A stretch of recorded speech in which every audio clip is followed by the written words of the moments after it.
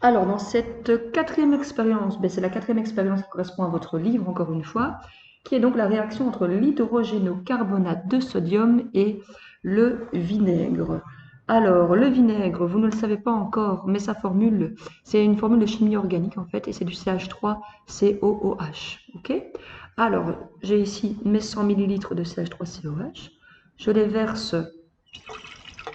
dans un berlin d'1 litre. On me demandait de relever la température initiale, donc c'est parti. Alors, au niveau de la température initiale, on est toujours dans la même gamme de température. Tac, attendez, je regarde si ça diminue un peu. Eh bien, je pense qu'on est sur un point de départ de... Attendez, encore une minute. Ouais, non, on c'est stable, donc on est sur un point de départ de 19 degrés. Ok, donc on a une température initiale de 19 degrés.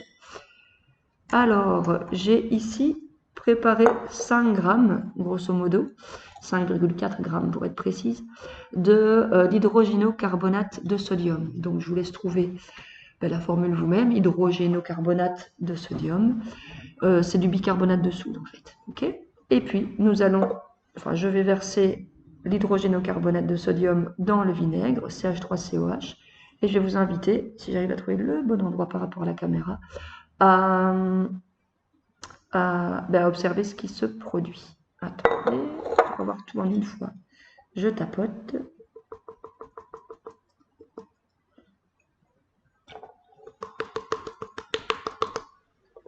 Et alors là, je ne sais pas si vous voyez, il y a vraiment une réaction fort intense. Donc il y a un fort dégagement gazeux.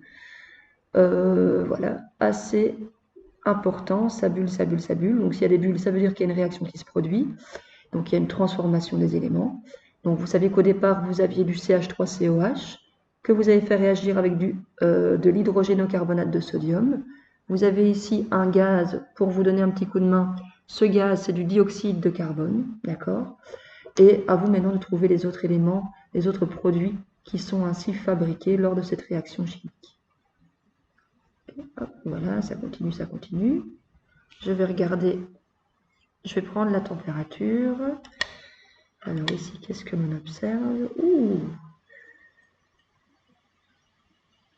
Alors attendez, là je ne suis plus qu'à 17 degrés. J'avais commencé à 19, je suis maintenant à 17 degrés. On va voir si ça chute encore un peu. Légèrement.